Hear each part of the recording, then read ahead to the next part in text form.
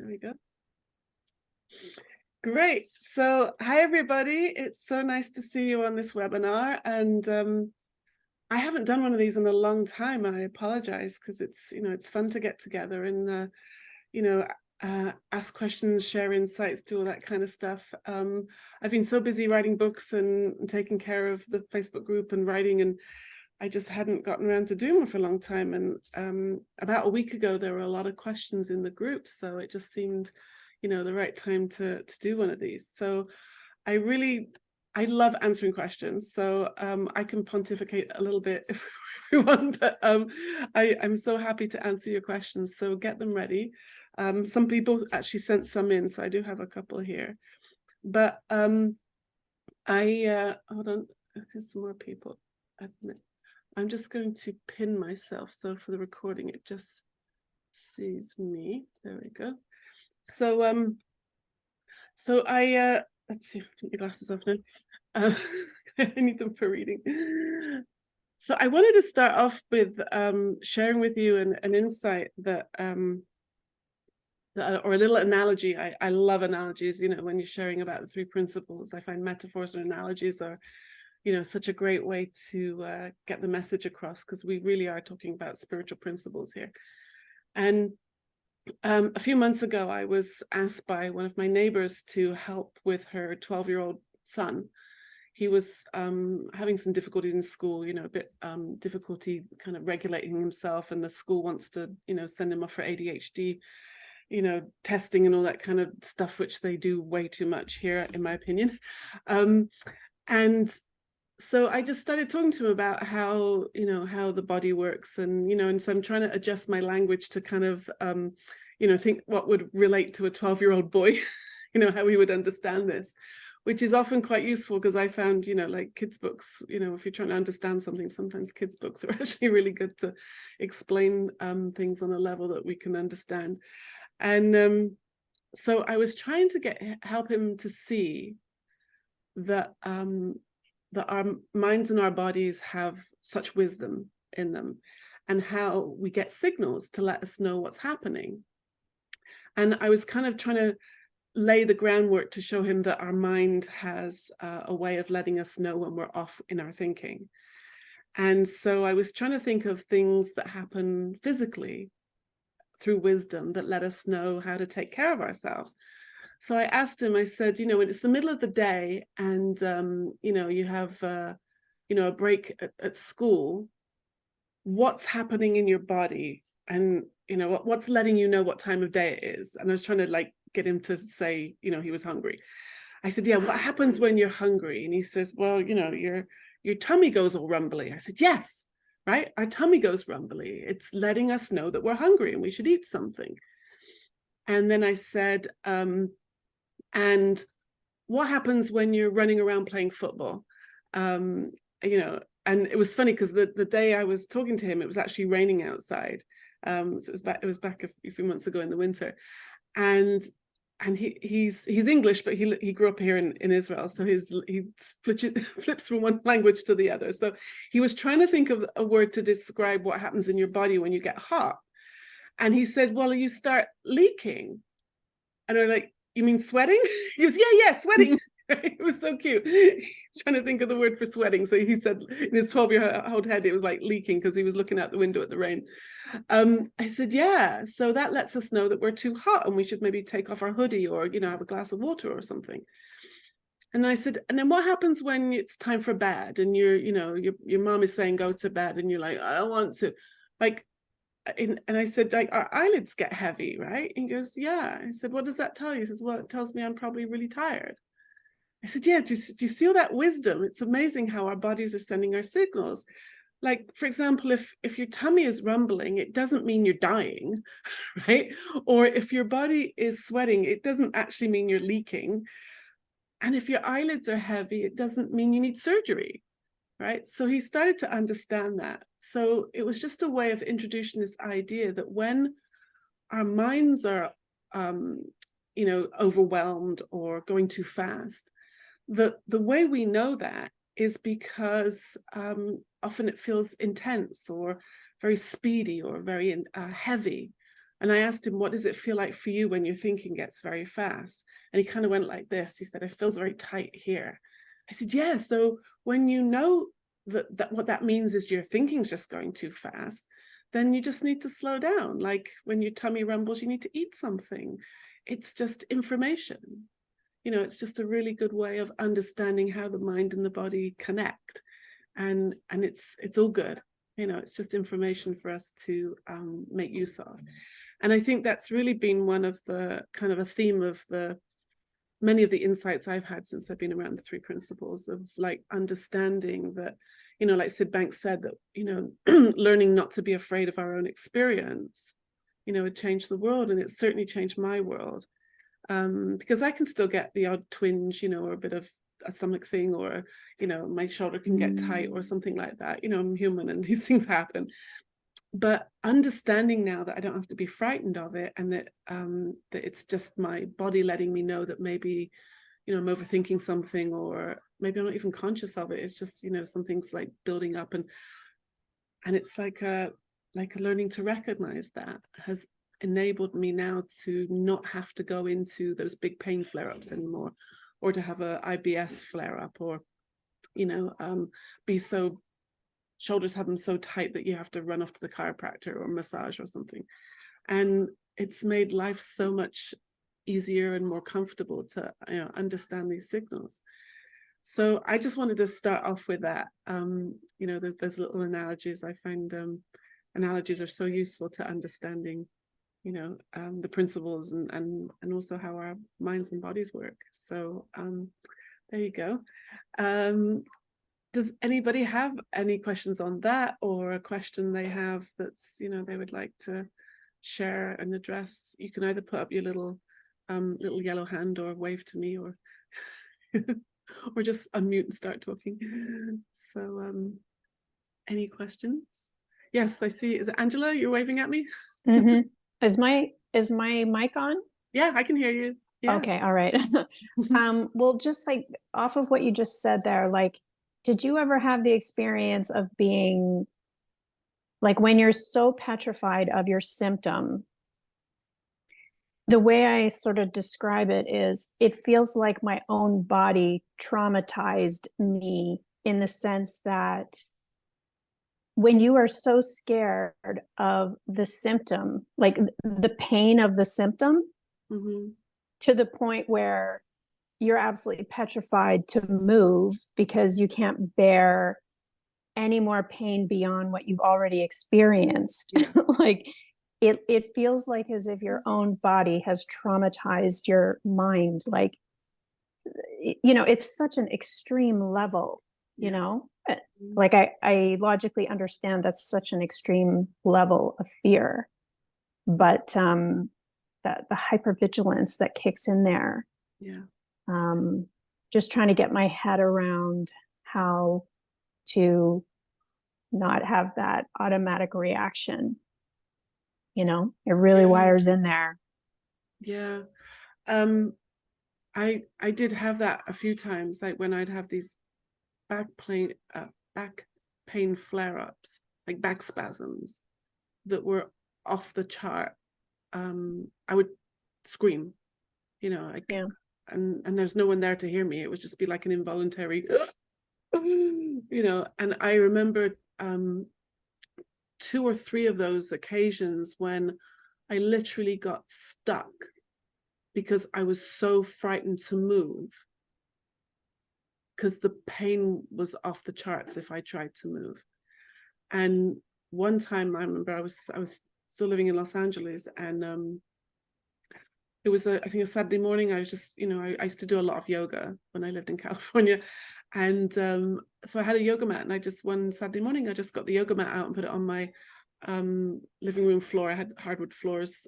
I was living at the beach in this lovely little cottage, and I put my yoga mat out, and I was just doing some stretches, and all of a sudden, and I was stuck on the floor for about 2 hours, terrified to move because the pain was so bad. My whole back was, and my legs were just locked solid. And I remember having to use my arms. Eventually I needed to pee. You know, it's practical. Eventually I needed to pee. So I literally had to use my arms to lift the whole weight of my body from the living room through my bedroom into the bathroom, and, you know, and to take care of myself. And then got stuck there for probably half an hour. And then I remember I managed to get myself onto the end of my bed, and I got stuck on the end of my bed for a couple of hours. And this is before cell phones, so it was like there was no phone like near that I could do anything. And eventually I managed to maneuver myself along my bed to where my phone was in my bedroom. And I called my chiropractor, because I'd been going to him for so long. He'd kind of become a, you know, friend. And I called him, and he came straight away. It was amazing. And his wife, who's a Chinese herbalist, and they both came, and he brought me some zinc and magnesium. I think he said your nervous system is shutting down, because I hadn't moved for so long, the absolute terror. I was beginning to get dizzy. That's why I called, because I was like, I can't, this is dangerous. You know, if I pass out and, you know, hit my head, this is not good. So so he gave me zinc and magnesium, and his wife did some, you know, massage and reflexology on me, and got you know, got me to move again. But yeah, I can remember that. And another time here, when I first arrived here, I remember having a pain flare up and managing to get to the chiropractor, and getting stuck on the street outside his house, because I knew there wasn't enough power in my legs even to cross the road. And I had to get a girlfriend to come and help me get home.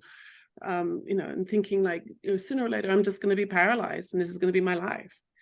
So the terror, like what you're talking about, like this trauma that we kind of put ourselves through, is really a very kind of circular, cyclical, get those words mixed up, a cyclical thing where there's probably some stress going on.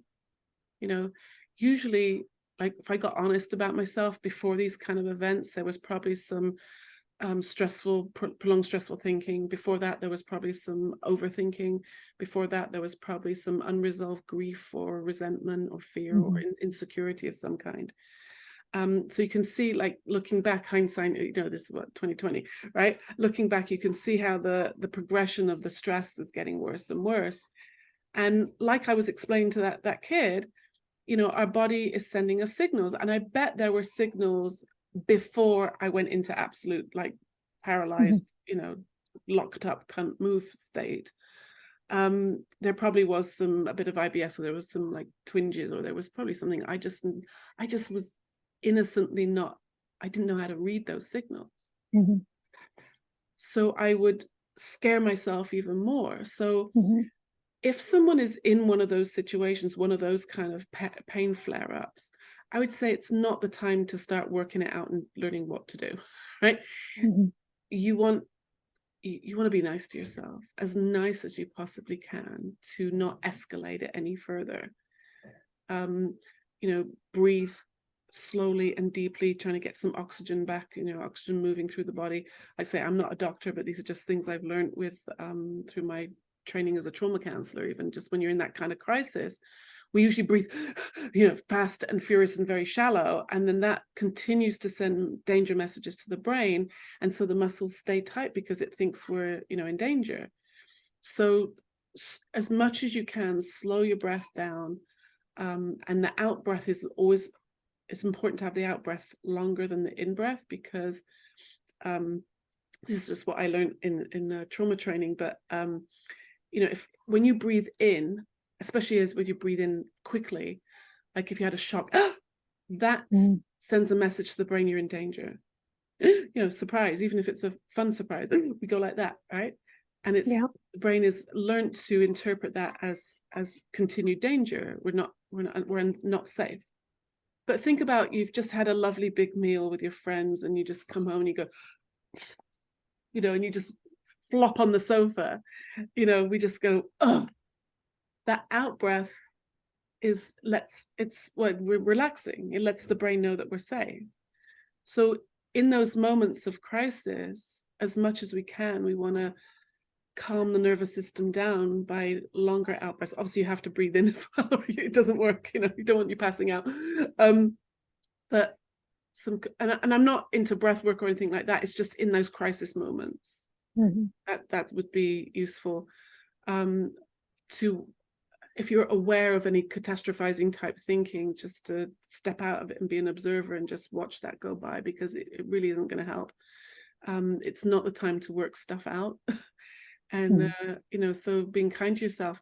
And then after, God willing, the flare passes, then that's the time to, deepen our grounding in principles, learn more about how to recognize, stinky thinking. Like I've gotten, I used to be very sensitive, as in like, sensitive, like hurt feelings. Now I'm sensitive as in, I don't like being in a low mood anymore. So I'm kind of, I've kind of learned to see it coming like a steam train and step out the way.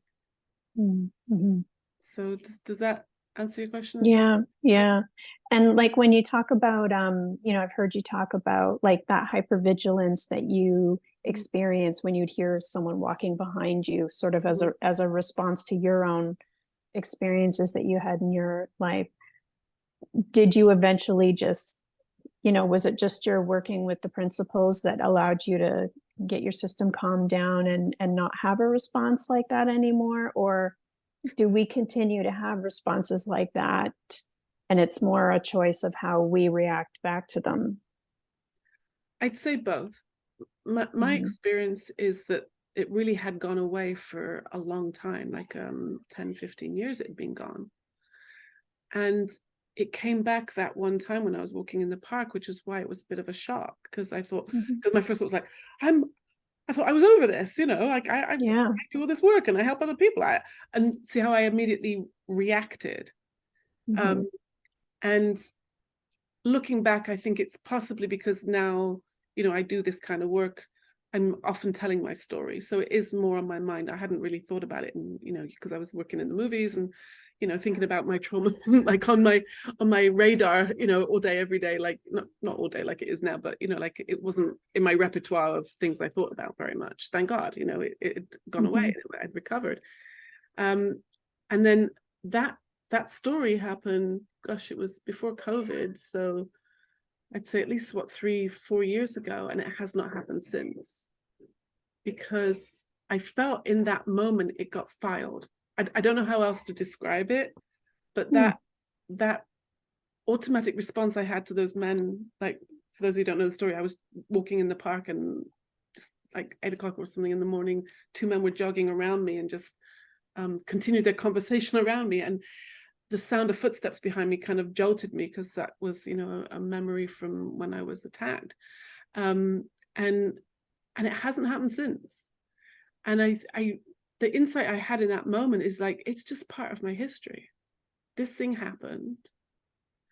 These footsteps just reminded me of it, and I'm okay. And as soon as I caught myself going up into my head, like, you shouldn't have, like, how dare, like, what, that's not fair, that kind of stuff. Oh, it literally lasted seconds, as opposed to a decade I'd had it before. And I really felt like it got filed somewhere in my head. I don't know how else to describe it. It got filed, not denial, not blotting it out, just, like when you've done your tax returns, you file it, if anybody ever needs to see it, it's in the cupboard, it's just it's not a big deal. It's right. sort of, I'm sort of thinking to myself, it a lot of it does have to do with your reaction back. And I think for me, I'm frustrated at the big reactions. So the longer I'm frustrated about that horrible feeling, that jolt that you get when something suddenly scares you, right, the longer it lasts, right? So yes. gotta react and to actually, it better. I talked to Dr. Bill Pettit about this one time, and he taught me that a flashback, for example, he said flashbacks physiologically have a life of about 3 minutes, from the very beginning to the very end, if you don't feed it or fight it.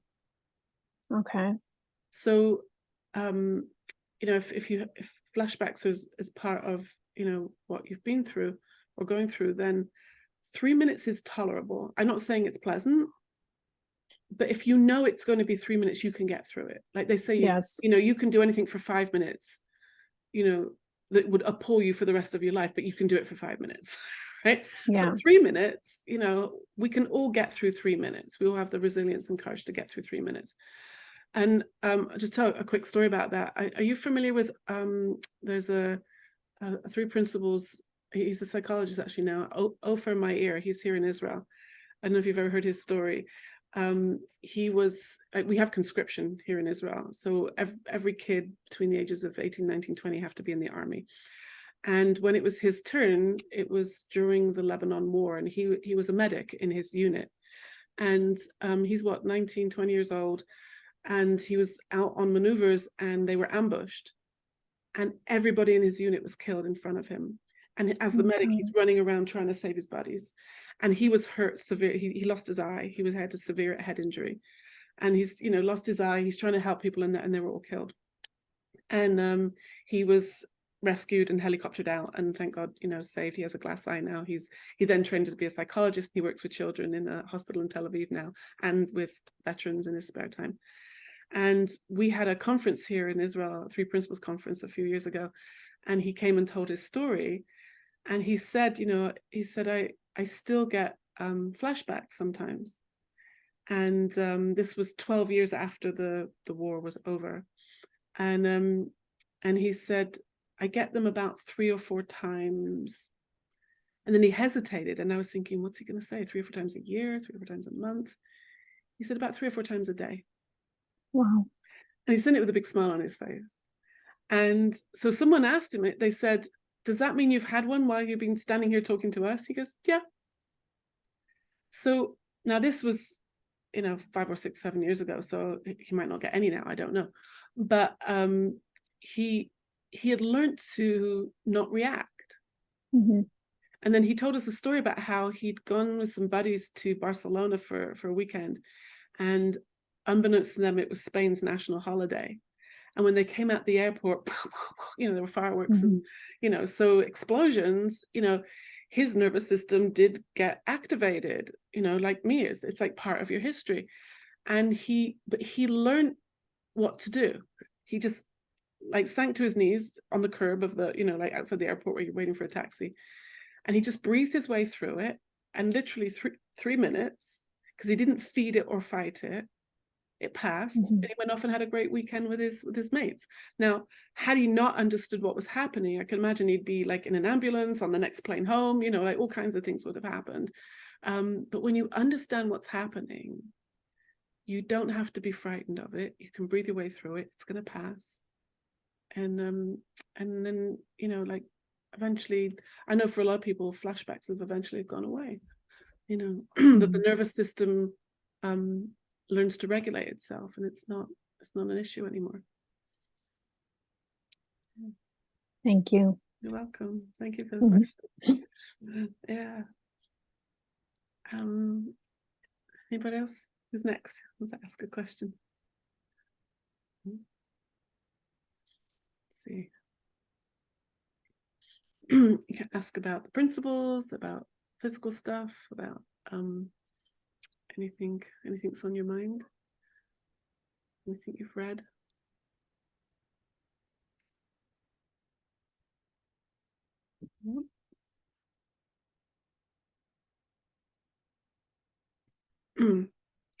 Speak up if you want to say something. So look at one of the questions. Oh, here's an insight I had actually this week, and it's funny when I was thinking about it. It doesn't seem like such a big deal, but I remember, you know, when it occurred to me, I was like, oh, right. So you may have heard, because I hear this a lot, people talking about sitting with the feeling. You know, I hear this in like pain management groups. I've heard it in, you know, principles, you know, language, or people talking about the principles. And it's never really made sense to me. I think, why would you do that? and if it works for people, that's fantastic. I'm all for, you know, I don't want anybody to be suffering. If something works for you, that's really good. But I was I don't know if you guys have heard, but I'm working on actually working on 2 books right now. I'm doing another one of my novels, but I'm also working on a non-fiction book where I'm collecting stories of people who've recovered from a mental health diagnosis through the 3 principles, because I know so many people who were told that they've got this terrible diagnosis, that they're going to suffer for the rest of their lives. They're going to have to learn to cope. They might even be in hospital for the rest of their life and on medication. And they're told that, this is their life, that their diagnosis is themselves. And yet we've all, I'm sure you've met people in the principles community who are living these amazing lives despite the diagnosis they were given. They're free of that belief and that thinking system. So I've been collecting stories, and this woman sent me a story last week about suicidal ideation, how she'd just been thinking of killing herself since she was a teenager. And, I'd Googled it, how to do it without anybody knowing it's suicide. I mean, that's where she'd gotten to it as a mother. And it was only the thought of her kids finding her and no one to pick them up from school that actually stopped her. It was an incredible story. Anyway, she talked about sitting with the feeling. And suddenly I saw that if you understand what feelings are, that they're another signal to indicate, the state of our thinking, really. They're like a barometer of our thinking. They're a result of the thinking, the quality of the thinking we're having. Then sitting in anxiety or anger or frustration or insecurity isn't such a big deal. I suddenly understood why that made sense, why we can sit with the feeling. Because sitting with the feeling, if you're in the anger or you're in the insecurity or you're in the anxiety, sitting with it sounds torturous. I'm like, why would you do that? Right? And then suddenly I saw, but if you see it's just an illusion, that all thought is an illusion, then sitting with anger and anxiety isn't a big deal. And I don't know if that seems like a big insight or not, but it just shifted something for me last week. I was like, oh, yeah, that's why it didn't make sense to me that wouldn't work, and why you can do it when you understand it's not you, it's not real, it's spiritual energy moving through, and it's just a bit of a storm, and it's going to pass. So there's nothing to be frightened of. So that was one of my latest insights I wanted to share with you. So please, if you have any questions on that, or feelings, feelings are someone's put something in the chat. I have to put my glasses on to read this. Sorry, I'm not good at chats. I can't read it. Hold on, where is it? It's whoever wrote it, it's way too long. Can you don't have to put your camera on, just say it.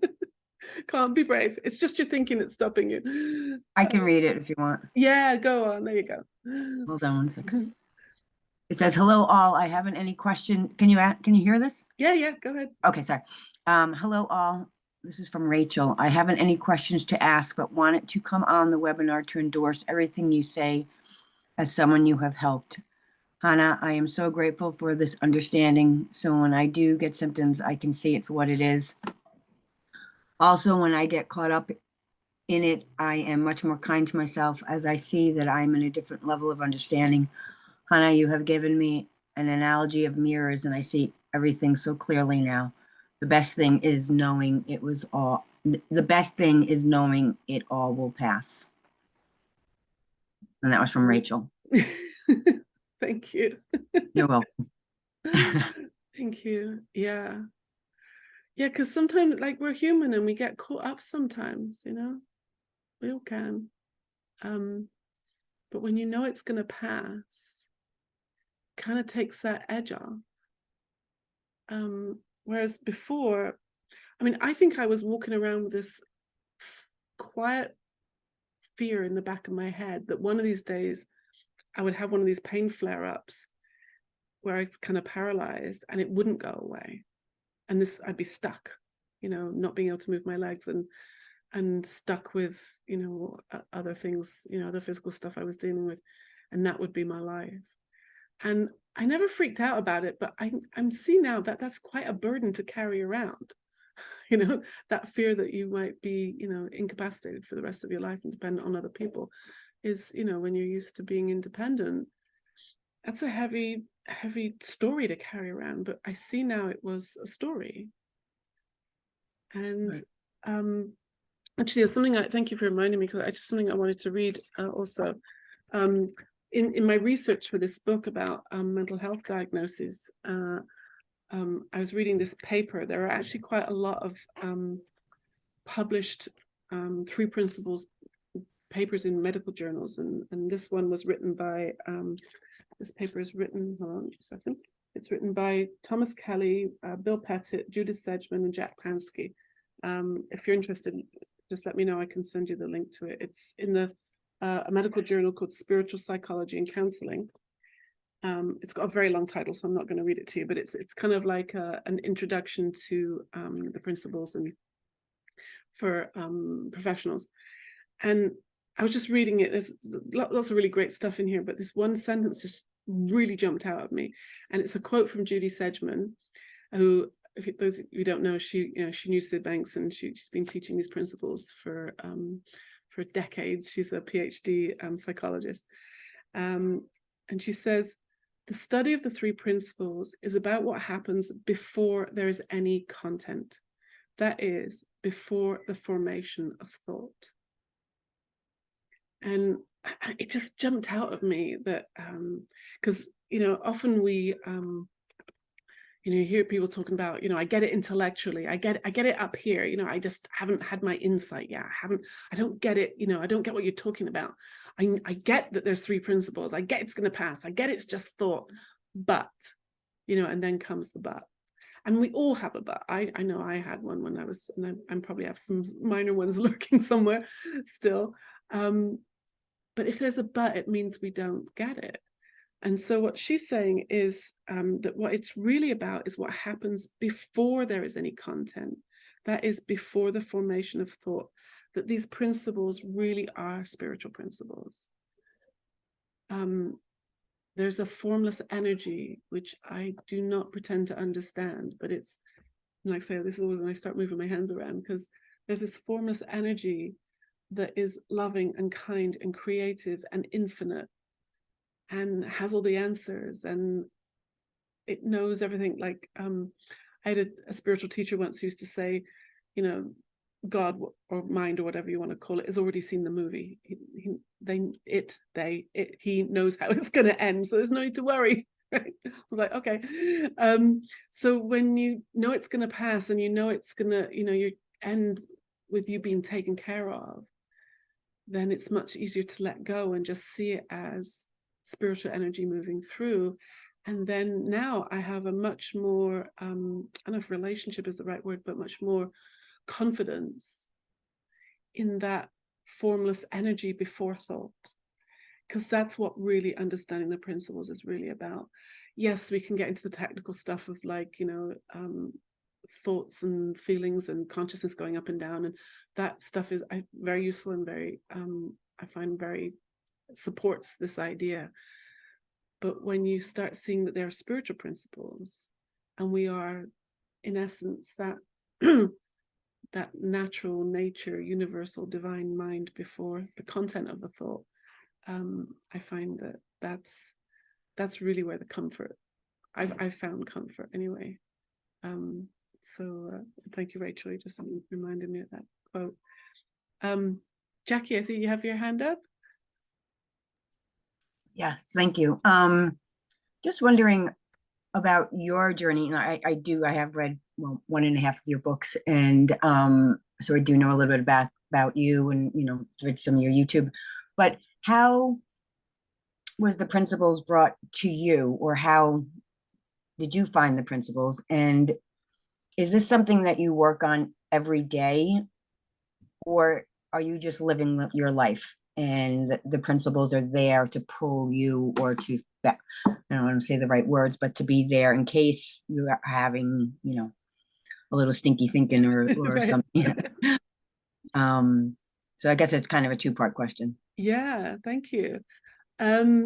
So I heard about the principles through a friend who, she and I had been teachers together in a private school. I was a school teacher for 5 years in Los Angeles. I was the art teacher, and this woman was the music teacher. So we were the art department. We were the school plays. We did a lot of projects together over those 5 years. And so we got to know each other pretty well. And her daughter lives here. So whenever she would come to visit her family, we'd always get together for, good gossip and breakfast and lunch or whatever, and just hang out and, catch up with our lives and people we knew and stuff. And I remember this one particular time we were having this really long, lovely lunch, and we'd been talking for like 2 hours.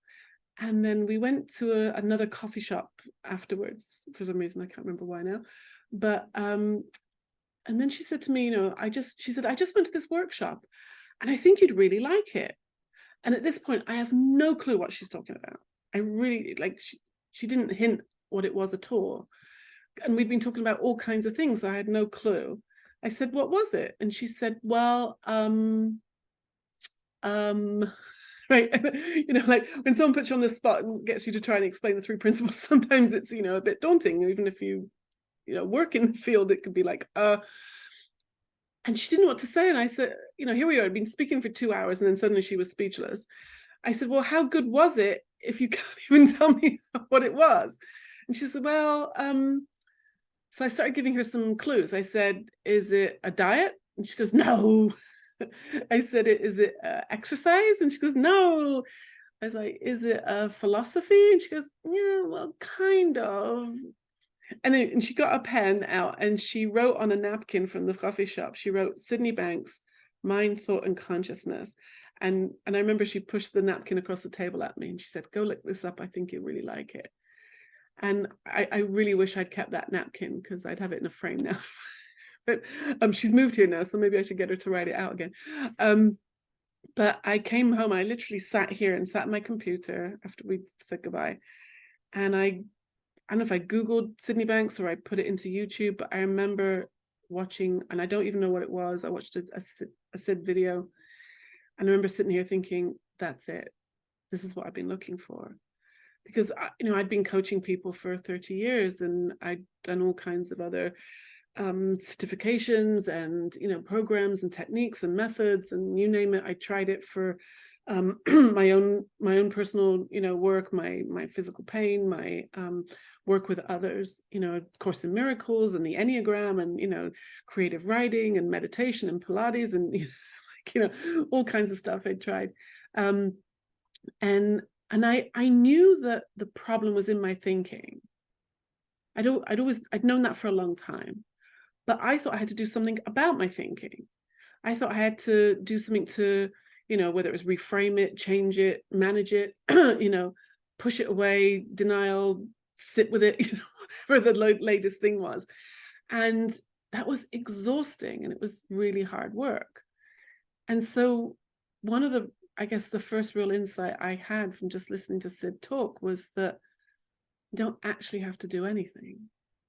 Because if the nature of thought is to move, and it's constantly moving, it is energy after all. And, I'm sure I'm no physicist, but I think Einstein taught us that energy is always moving. It's always in motion, changing forms.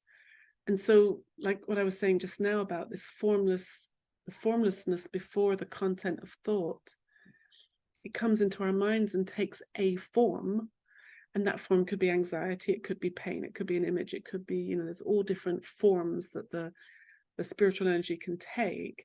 It morphs and changes. And depending on my mood, how I react to that is going to create my experience. And then it moves on, like Rachel was just saying, that it's always moving and it's going to pass.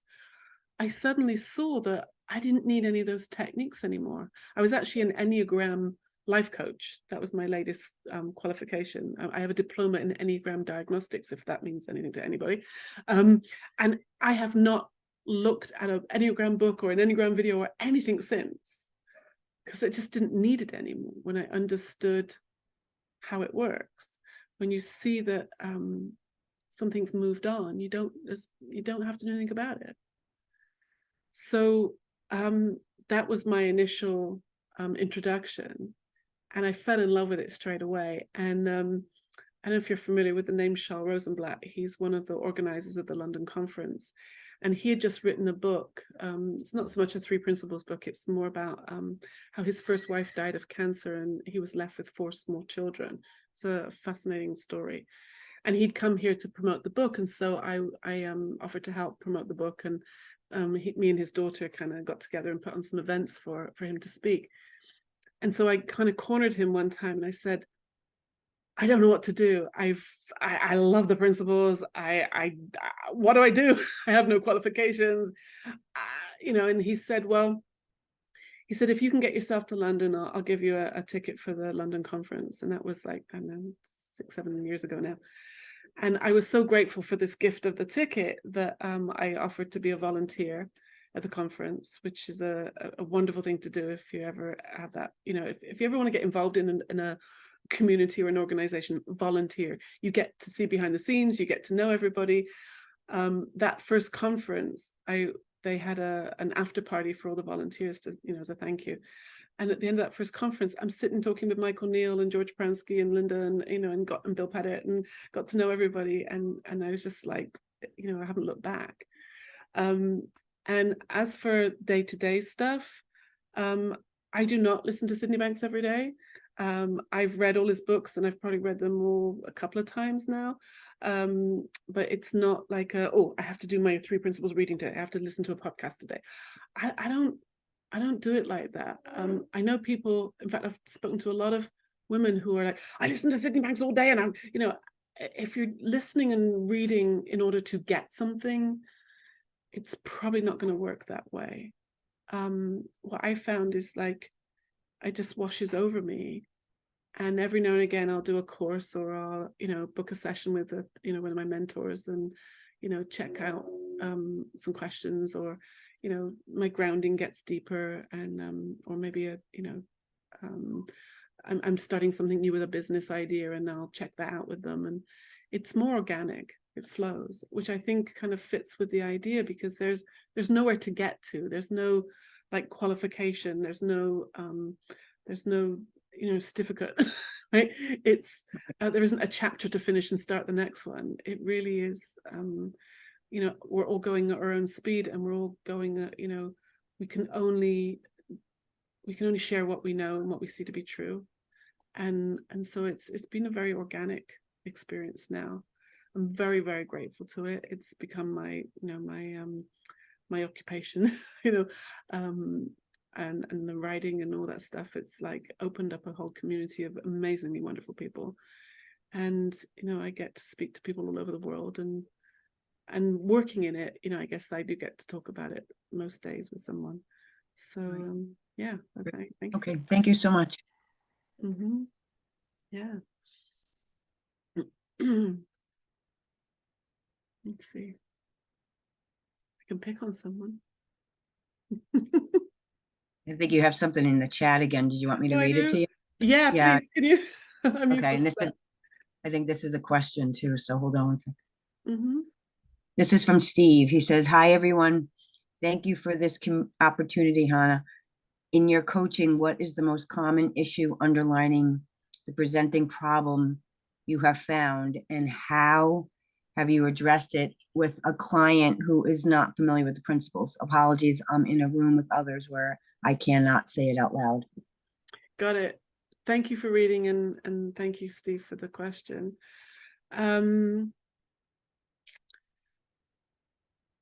I think I kind of touched on it just now. I think one of the most common issues I come across, sorry, somebody's dog's barking outside, if you can hear that, is when people get very, they're experiencing a lot of anxiety. And the anxiousness can, for some people, manifest in a physical condition like migraines or stomach problems, or it doesn't always show up as a physical thing for everybody. Sometimes it can be, relationship problems, or, financial fears, or all that kind of things can show up when we're in anxiety. But a thing that I found very common is when people start saying, like, I understand the principles, but I just don't get it, or, I know it's just thought, but, or and whatever the way it presents, there's something missing. And one of the things I hear a lot is people saying, you know, I'm trying. And I say, well, stop trying. There's nothing to actually do. They go, yeah, I know, but how do you do that? Right? I'm like, well, and people then say, you know, my insight hasn't come yet. I'm waiting for my insight. That's a phrase I hear a lot recently. I'm waiting for my insight. And I was thinking about that, and I was thinking like how to help someone who's, you know, coming with that situation. They've heard us talking about insight and how amazing insight is, and how it, you know, it can change everything, and how insight is, you know, how we have a shift in thinking, and how pain can go away, and how relationships can get better. And it sounds like some kind of magical fairy dust that some of us have been privileged to have, and those other people haven't got it yet, and it's not fair. And so I found that a lot of people kind of think themselves into this, it's not fair and where's mine kind of thinking, which is no different to any other kind of low mood thinking. It's not helpful. And I would suggest not listening to it, first of all.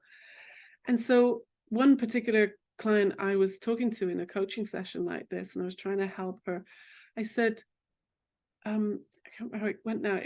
I said to her, because what I see, and I'm very careful when I talk to people about this, though I don't want to offend anybody, but I see a level of immaturity. You know, it's almost like a tantrum. And if I'm going to talk to someone about this, I always ask their permission first. I say, can I say what I see? You know, ask their permission to be kind of brutally honest. And everybody always says, yes, of course, that's what I'm paying you for. And I go, well, maybe it's time to grow up. Maybe it's time to, you know, just get on with it. Because, I mean, that's one of the things Sid kept saying, like, stop, you know, reading the books and go and live your life. I remember Dickin once told me a story about how they booked Sid to come and speak at some workshop. And it was billed for like, you know, an hour or 90 minutes or something. And he spoke for like 45 minutes. And he said, okay, then let's go out and enjoy the sunshine. And they're like, no, Sid, you've got another, you know, 20 minutes to go. He goes, no. He says, I feel good. Do you all feel good? Let's go outside and enjoy the sunshine. He was done, right? He didn't care that it was 90 minutes. You know, it was like, he was done. Let's go out and live our lives. And I think sometimes, I mean, even before the principles, I often had clients who would say like, I'm so confused. And I'd explain whatever it was to them. And they go, yeah, but I'm so confused. And I started seeing that being confused is kind of like a coping mechanism. It's a bit of a get out of jail free card, because you can't blame me if I'm confused. You can't blame me if I haven't had my insight. And there's, you know, a level of maturity that kind of can come in at that point and say, you know what, maybe I just need to like get on with life and stop being so up in my head. And because we're either in our thoughts or we're present in our lives. And I've had that conversation now with a couple of women who were, you know, stuck in that circular kind of, you know, blaming on the fact they hadn't had their big insight yet. And something shifted for them. It was amazing. And just on the subject of insight, I think insight is, it doesn't have to be this big, you know, like trumpets and angels kind of thing. Insights can be quite small. And like that one I just had about, you know, sitting in the feeling, that explained a lot for me. And yet it was just like a split second little just shift. And I don't know that it was life-changing, you know, but it just shifted something. And one of the women I've been talking to about this, she started to see that she actually had a lot of insights. She'd actually had a lot of smaller insights. She had just been dismissing them because it wasn't like, oh, you know, if the clouds hadn't separated and, you know, suddenly she'd lost 10, 15 pounds and, you know, and she'd won the lottery or something. So like anything less than that, she decided wasn't, you know, good enough. And I'm like, gosh, who told you that's what was going to happen? You know, like, could you see you've maybe made up a story, a very convenient story that was denying you from seeing the truth of the wonderful insights you have had? And since then, she's been much calmer and her anxiety levels going down. Her physical issues are kind of melting. And it's been, you know, quite, you know, it's an interesting conversation. Everybody's going to have a different blind spot, you know, with them, but it's usually, you know, I get it, but, and when somebody has a but, in fact, I remember Elsie Spittle saying one time, she said, you know, when people get it intellectually, they're actually not getting it. It's a bit harsh to say that, but, you know, I used to think that getting intellectually was kind of like, you know, like getting silver or bronze medal, and you're going to get gold if you keep trying, you know. But now I see it's more like, it's a bit like saying I'm a little bit pregnant. You can't be a little bit pregnant. You either are pregnant or you're not. I mean, it's this kind of crude analogy, but either you see the formless nature of the spiritual, you know, essence of who we really are, or you're stuck in the content of the thought. And that to me is like, you know, where the shifts happen from being stuck in the content and what we think is reality, to stepping back and seeing that this is not us, and we're not our thinking, and that we actually are safe. And there's beautiful, infinite wisdom that's always taking care of us. So thank you for that question. I see that Michael, you have your hand up.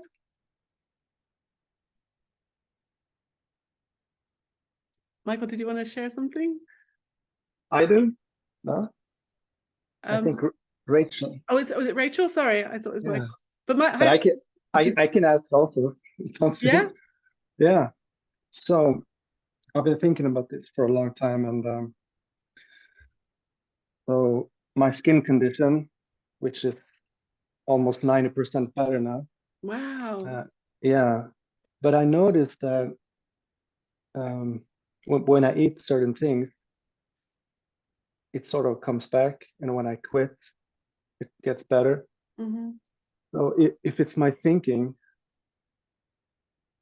like I want to be able to eat anything, but I noticed that it's not. Yeah, it changes. My skin changes according to what I eat. So, what's your thought about that? I think 90% better is amazing, and I'd focus on that first of all. Yeah. You know, because gratitude is such a healing. I'd say gratitude is kind of symptomatic, like, you know, we get physical symptoms. There are characteristics that are symptomatic of a good mood, of a higher state of consciousness, and gratitude is one of those. So cultivating at that kind of, or cultivating, that would be something to do, but focusing, being aware of gratitude for the improvement, that's where first of all, I'd put my focus. Because trying to work out what food and why and what was I thinking, that would be going in the opposite direction. Yeah, I noticed the stress level goes up because I can't eat that, and I can't eat this because even though when I eat certain things, I try to enjoy the moment. So it's not like I'm not afraid when I'm eating, but still there's like but there's a lot of thinking still around. That's probably it. And yeah. And I know for some of us, you know, it does take longer time. Like I've noticed people with fibromyalgia and chronic fatigue, for some reason, it takes a lot longer, even with powerful insights and, you know, really being grounded in these ideas, that and why it is, I don't know. And also, like I said, trying to work it out is probably not helpful. So it may take a little bit more time. Like I've had other clients with food tolerances who, you know, this one has come back, and then this one's, you know, gradually they've been able to introduce, you know, foods back in, and they can now eat lots of things that they weren't able to eat before. And for me personally, my allergies hung around for a good 3 or 4 years into the principles. After my pain magically went away instantly, straight away. But my allergies hung around for a few years. And it's only been like the last 3 or 4 years now that they've pretty much been gone. I can still get a bit of congestion, but nothing like it used to be. And I remember thinking, like, why did my pain go away, but my allergies didn't at the beginning? Mhm. And I just stopped trying to work it out and just decided I was done with sneezing. It was literally like that. Like, okay, I'm done with this now. I'm bored of sneezing. I spent my whole life sneezing. Enough. Right.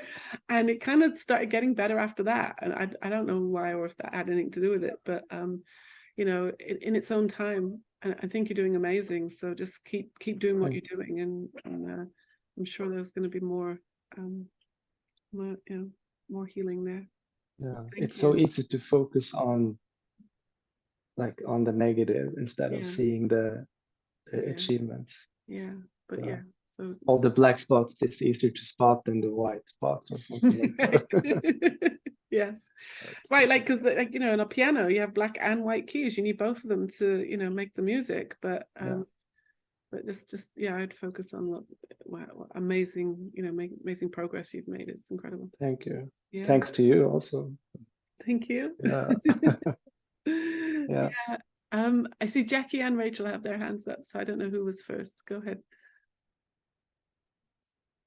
We got both of you, so we have to- Rachel, you can go. Since you didn't ask one yet. Okay, I will. Thank you. It's really to pick up, Hannah, on that thing you said about getting it intellectually. And I remember one of our conversations that we had, I said, oh, I get it intellectually, I get it in, and you shot me down straight away in your kind but very forthright way, which is just what I need. I love that's why I love talking to you, is you're so forthright about things. And I just think, what do you mean I haven't got it? But if you said, you know, I do so much work, I do so much reading, you know, I'm very well read on it all, so I get it all, and I've had so much insight, and you know, I've come such a long way since I started on my journey in the principles. And of course that was the thing that I needed to hear then, to get me over whatever, or get me onto seeing it from a different way. And it just took so much pressure off, because you said, well, you haven't got it then. If it's intellectual, you haven't got it, you just haven't seen it yet. And that meant, oh, okay. Oh, and so I could actually take the pressure of myself feeling or having the symptoms or whatever it was at the time. And I just stepped back. And then, of course, you know, within a few days of that conversation, you know, so much more came to light, and so much more of my thinking and symptoms fell away. And it's just, you know, it was a game changer again. You know, I didn't see how I could see even more, but I did, of course. And so again, I'm grateful to that. But it was very funny, because I thought, you know, I've been in this conversation quite a few years. I've had so much insight. And then for you to say that, but of course that is exactly what I needed to hear at the time. So thank you. Thank you. Yeah, it's yeah, sorry, I forgot what I was going to say there, but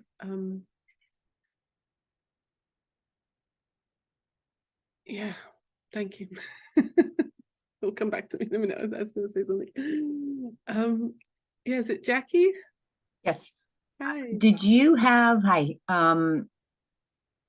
at the beginning of your journey, did you have any of those I get it but moments, or were you not, you just got it?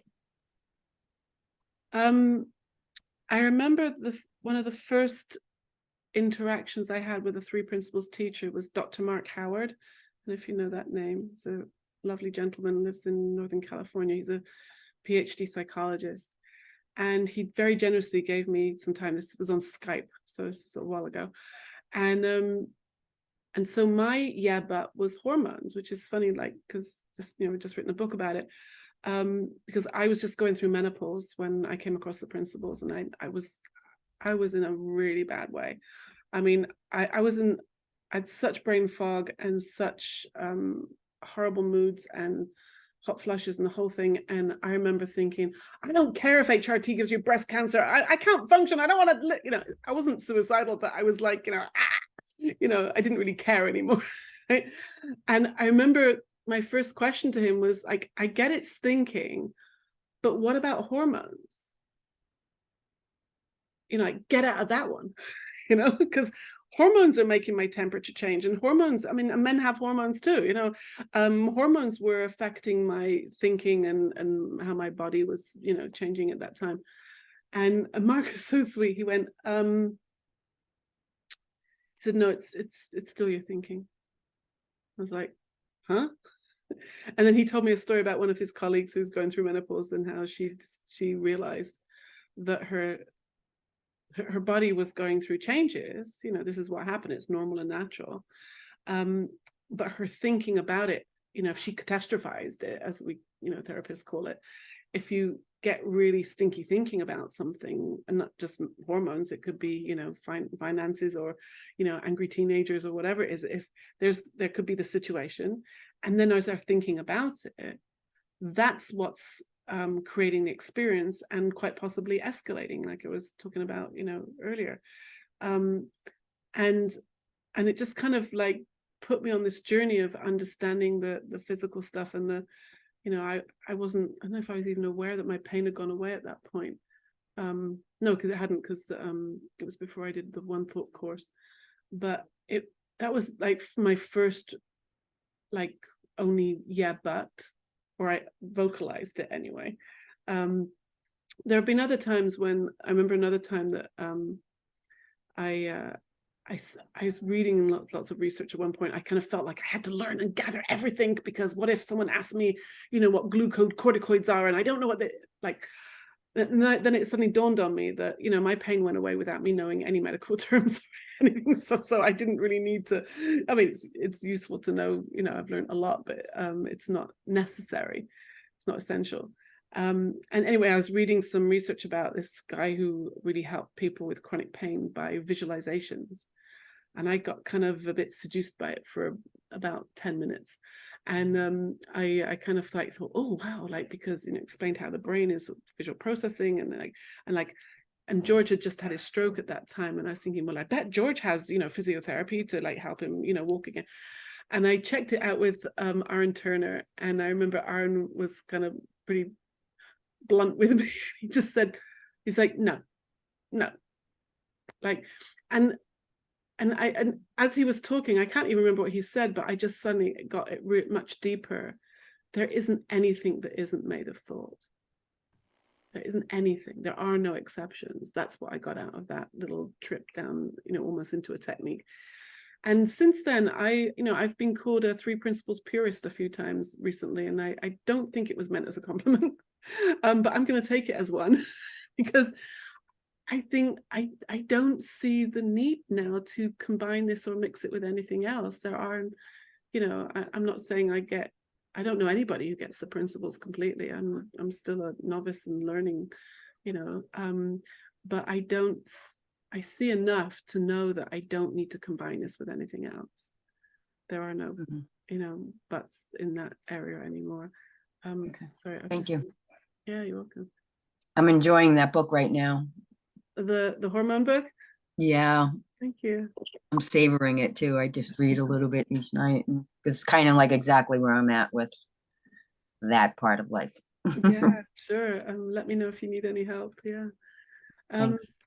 There was, I think, when somebody else had a question, or was that, are we, does anybody else want to say something before I have a little thing I want to tell you about, but anybody else wants to share anything or ask something? No? So I said when I advertised the webinar that I had an announcement to make. So I have I've been working for a few months now on a membership group, and it's going to be on my website. And several people have asked me for this because, well, just wanting a community for, you know, sharing principles stuff. And then I thought, what if Facebook disappeared tomorrow? Or, you know, I'm not really on Instagram, but, you know, these things can disappear. So that's why I've always encouraged people to give me their emails so I can be in touch with you if anything like that happened, because I'd hate to lose touch with everyone. And so I've set up a membership group on my website, and it's going to be like a monthly fee. And for that monthly fee, you get, I'm going to do one of these once a week, a Q&A once a week, like a group coaching session. I've been busy making videos. I don't know what happened to me, but I resisted making kind of videos for a long time. Like, you know, it just seems so lame to like just put your phone on and go, hi everybody, I just couldn't do it. Right? And I don't know what happened to me, but suddenly I can do it now, right? And I've made about 40 of these videos. I kind of like stockpiled them just in case, you know, like, because I want to post one every day. And they're like thought for the day. Some of them are 2 or 3 minutes, some of them are a bit longer, 5 or 6 minutes. Taking an idea. Sometimes it's a 3 principles an idea, sometimes it's like a question, sometimes it's a, you know, physical mind body thing. And just, you know, like a vlog, I think they call it, you know, just blogging myself around the park or in town or wherever I suddenly get an idea of something to share. And there's going to be access to my book club. So my book club is going to continue. And so there'll be recordings of the book clubs are going to be posted. And the other thing is I have a health and fitness consultant who's going to do, like, once a day, do a health and fitness with us. And she has a master's degree in physical training. She's a qualified Pilates teacher, yoga teacher. She knows about nutrition. So she has a master's in physical education. She's actually volunteering right now with the Special Olympics team. And so she's going to come and do sessions for us and Q&As and maybe do a live yoga class with us and stuff. So I think it's an amazing thing because I'm more excited about it. You know, because, and so it's going to be $25 a month. And, you know, can renew your membership, and it's on the website. I'm officially going to launch this on June 11th, just at the end of my current book club session. So feel free to go and check it out. I'll put it in my my newsletter on my email list. So if you're not on my email list, please email me. You can find me on Facebook and send me a private message. Or just message me through my website, which is hannahstudley.com. And if you have any questions about it. And so that's what I wanted to share with you. I'm very excited to launch this because I think, you know, I've already tested it out with a few ladies and they loved it. So it's a nice community, and you can post things, you know, like a Facebook group, but it's more of a closed support community. So that's it. That's what I wanted to share. I will be posting this in my Facebook group and on my YouTube channel, this video. So the recording will be available for everybody. And I just want to thank everybody for showing up. It's so nice to see you all. And so if you have any further questions or anything you want to ask me, please, you know, just email me or reach out to me in any way. And, you know, be happy to help you. So, yay. Thank you so much. You're very welcome. Thank you, everybody. Oh, thanks for the hearts. And have a wonderful rest of the day. It's late here now, so I'm gonna it's the end of my day now. So I wish you all a wonderful, like, be well, and I'll speak to you soon. Okay. Thank you. You're welcome. Thank Bye. you. Bye. Thank you very much. Welcome.